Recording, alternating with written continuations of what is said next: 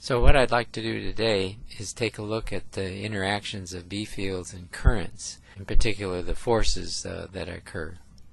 So what we're really talking about is that we have a conductor which is carrying current, and it's in a B field, a magnetic field, and we'd like to look at the force on the conductor. And we start by recognizing that in metals, for example, the conduction is done by electrons. They're the charge carriers. And so if you were to look at the electric current in, say, a metallic wire, it's due to the motion of the electrons in the wire.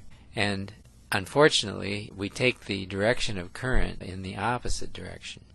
So the direction of current is defined to be the direction in which positive charges would move. So this is opposite to electron flow. Who do we have to thank? Well, it's Benjamin Franklin, because the electron hadn't been discovered yet by his time. We take the opposite direction, and I just want to point out there are conduction systems where the positive charge actually is the charge carrier. And even more frequently, you have both electrons and positive charge moving. The magnitude of the total charge would be the sum of the magnitudes. But here we have basically some charge that's moving past a point in a given time. If you take the rate of the charge per unit time that's passing along the wire, that is equal to the current. So the magnitude of the current is the total charge per unit time passing a given point of say, the wire. If current flows in a region where you have non-zero magnetic field, then each charge carrier, say the electron, or equivalently the plus Q, will experience a magnetic force, and that's what we're going to look at. One important concept is the current density, and we're going to take first a simple concept, and that is that we have an area A, which is the cross-sectional area, say, of this wire. The current density is equal to the current that's running through the wire divided by the cross-sectional area. And so it's a vector, and I just want to point out that current is usually not a vector, but sometimes we indicate the direction of the current with an arrow. The unit vector n points along the wire in the direction of plus charge flow. And so J, which has units of amps per meter squared, would again be the vector, which is equal to I over A times the unit vector n. Later on we're going to see that the current is going to be the integral of J dotted into n hat times ds, and this should be n hat. So the current is a flux. This is a flux if you look at the fact that we're integrating over an area, and since it's a flux, it has a sign that is associated with its direction. But the quantity J is the quantity I is a scalar. So if we have a wire with a current I, and we consider a length element along the wire, dl, which has a direction along the direction of the current, then we can look at the relationship between J and the properties of the material if we look at this segment. And what we're really getting down to is the concept of a charge density that is the charge density related to the moving charge. So you might consider the charge that's entering this little dl and leaving the dl. But at any instant, if you were to take a picture with a flash camera of the charge, this would be filled with charge, but realize that it's moving.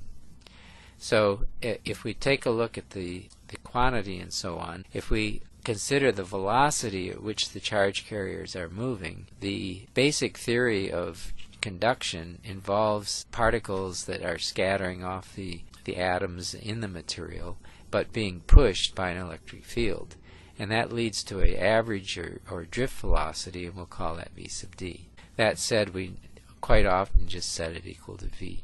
Okay, so if we want to know how many charges are in this volume, then we'll call that dn, capital Dn. And so at any given moment, so this is the picture with the flash, we would have a number dn in this differential of volume multiplied by the number density of the charge. So this would be charge per unit volume that's in the wire that is moving along the wire to make up the current. So that number is equal to the number density times the volume, which is the cross-section times dl. They're all moving out of the segment in a time dt. Since we have a velocity, then dt will just be the distance dl divided by v. So I just repeat the equations up here for dn and for the current density. If we look at the current, we would have I being q dn dt, because that would give us the total dq dt. And so then we have the relationships for dn and dt, which we've given earlier. Here's the dn, for example.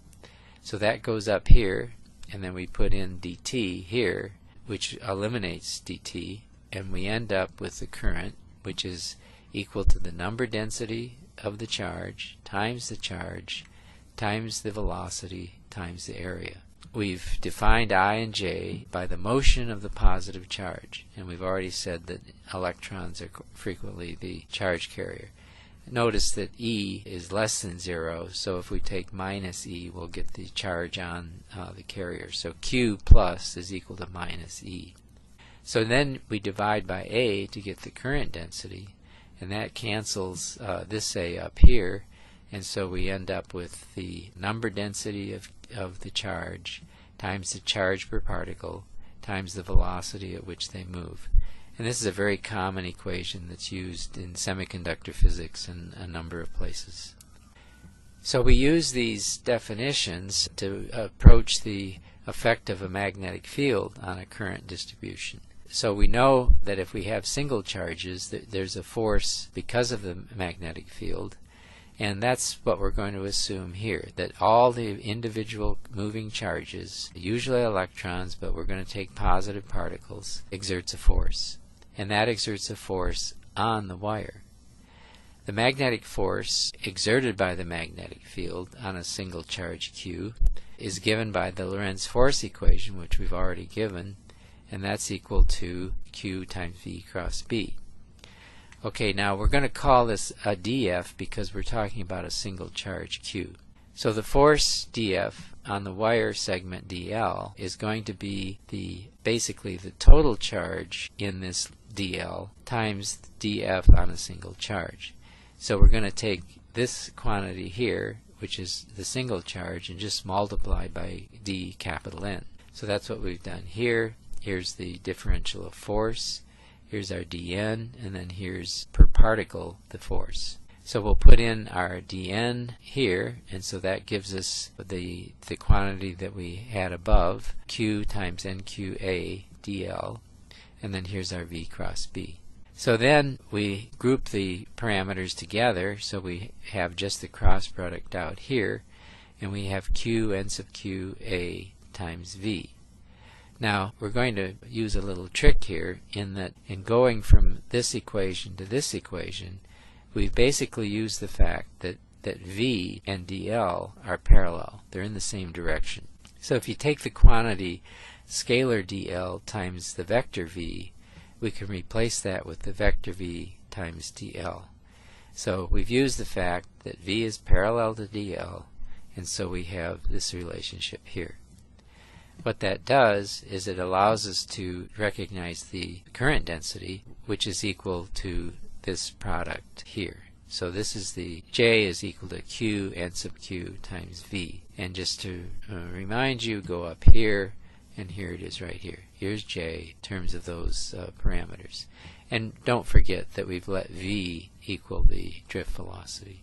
So if we now take that quantity and integrate it over the entire loop, so we're going to add up all the dLs. These are vectors, of course, but we're going to go around the loop. And so the force on the entire wire is equal to that integral around the loop of I dl cross B. And the integral is basically a line integral around that circuit, but what you're integrating over are the dFs. This is equal to dF here. We can also write dF on this differential length dl in terms of J. And so if we do that, if we put in J times the differential of A dl, then that would be I dl times the differential of this, and that's equal to the volume that is equal to the cross-sectional area times dl. So that means it's a differential of volume. And so now if we look at the force, which is J cross B times this, we then have a dF, which is expressed in terms of the current density. But now it's an integral over the volume. So just remember, what we have here is a wire that has an area A here, and the J represents the current density in this wire. So we get a cross product of J cross B. And so that's just another way to get the force on the entire wire. Sometimes this, for example, is a function of position, and B might be a function of position. And so you have to do this integral very carefully. The truth is, the same is true up here. You may have a total current that's running through a volume, but the dl represents only part of the wire. And so if B is changing as a function of the position on the wire, you have to take that into account. So what we've done is we've replaced IDL with JD tau. This is a more general expression for the current, and doesn't have to be a wire. We've called it F on an entire wire, but it could really be any region of space where you have conduction. And one good example is a plasma. And there's lots of plasma physics that involves forces on the plasma, which is an important thing. Let me just give you an example. If you're trying to confine a plasma with either magnetic or E fields, then what kinds of currents you have inside that plasma are very important. And again, emphasizing what I said, J need not be uniform across the area through which it flows. And again, B need not be uniform along the current path. And actually, the more general case, that these are not uniform. Okay, so here's note 2. In fact, the net force on a closed current loop, if it's immersed in a uniform B field, then the net force is 0. And this includes very crazy loops.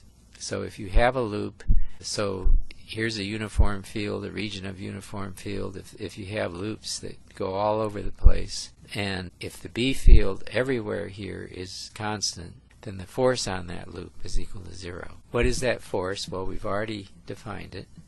And so we have this integral of I dl cross B. Now, if B is a constant, we can actually do the integral just over dl. So looking at that, we have the I times this integral over dl cross into B. So let's emphasize that it's this crossed into B, where this is a constant. But look at this factor here. Just look at this factor here where we have the integral over dl. So remember that what we have is these little dl's all over the place, little dl's. And so if you go around the circuit and add up all the dl's, if you end up at the same point, they will add up to 0. And so that's what we have here. We have 0 for that integral. So therefore, the force on the entire wire, the entire path of conduction, is equal to 0. But what about the torque? You can have the same condition where you have constant B and you have a closed loop. The net torque will not be 0 in general. And that's actually the principle of motors. If you remember old current meters that have needles, current runs through the meter, and there's a magnet which causes the needle to rotate because it's connected to coils that are carrying the current, and the B field is constant. So let's look at an example. We're going to have B which is only partially uniform. It's divided into 2 regions in terms of our coil. This is related, by the way, to a device that's called the current balance, which uses currents to measure forces, sometimes in B fields, and sometimes it uses forces to measure currents. It works either way, and it's usually coupled, of course, with B fields. A current I flows in this rectangular loop, and the loop is supporting a mass, a little m. The current is I, shown here, and it's driven by, say, a battery at constant potential, which is what is producing the current in the loop. But notice that the coil, which has, by the way, the dimensions L along this direction here, is partially in the field and partially out of the field. So we're going to be concerned with the forces on this loop.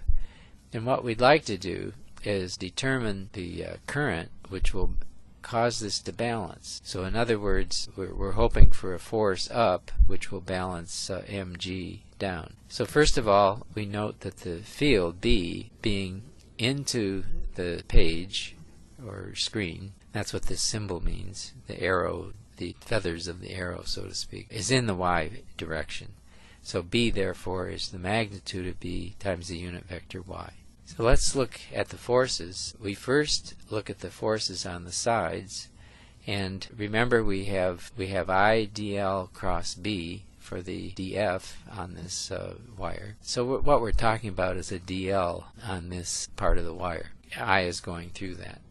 Okay, so take I dl and cross it into B. Okay, so use the right hand rule, and this is the direction and the magnitude of that little df. The force is to the left. For the right hand side, dl is a portion in the non-zero field, and so that's basically where dl is. Then I dl cross B is in this direction. The result then is that the force is to the right. Therefore, the horizontal forces on the coil cancel each other. The vertical forces, we only have to worry about the top portion.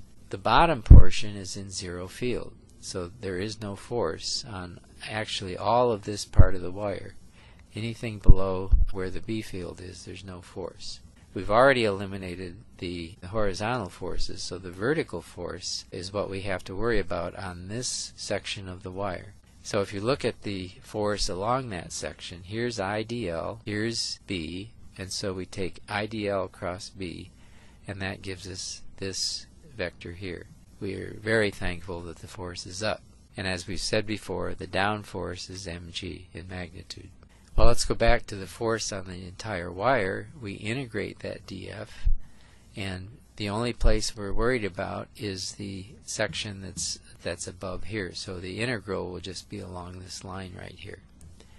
Now B is a constant, I is a constant, and so we're going to end up with a pretty simple equation. The magnetic force on the horizontal section is F mag is equal to IL times the unit vector in the x direction, because that's the direction of the current. Remember, see here's the direction of x, cross by, which we've by hat, which is b, and so we factor out the variables bil, and then x hat cross y hat is z hat. So this very simple expression for this problem gives us the magnitude of the bil, and it's in the positive z hat direction. Okay, so now we do the balance. The upward force that's given here will balance the weight of the block. So if we adjust the current so that we have that these two are equal to each other, then we have the current that balances the system is equal to mg over bl. So that really is the result of just getting the current which will balance the system and keep that mass from either falling or rising. Okay, so let's consider where we're going to lift the mass. We're going to have a slight increase in current, which increases the force upward. It's possible then that the whole coil will start moving up. And so by making the magnetic force greater than the weight, we should be able to get lift. All we need is for this to be slightly larger than it was at equilibrium. And so if this is just slightly greater than mg, it will move, and it will move at a constant velocity. So if we consider then that the loop is moving, that means that the charges in the wire where there's a B field, so the Q positive, have an additional component of velocity and therefore an additional force. So in other words, consider the coil moving up with another velocity, and this would be the V up, the velocity that the coil is moving up, and we'll set that equal to V up times the Z hat, so that's the velocity of the coil now. That's going to produce a force because it's moving in a new direction of the non-zero value, and so that will be equal to V, Q, V cross B. Well, here's V and here's B, so this is V cross B, and then times Q. and this V is V up. Taking the product of the cross product of Z cross Y, that's going to give us minus X. And so this is equal to Q V up times B. That force is right along the direction of the current flow in the top segment of the loop.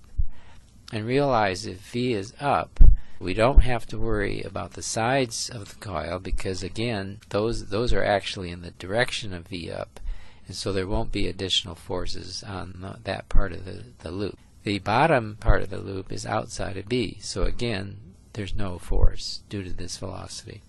The top segment is the one that we're concerned with, just as we did before.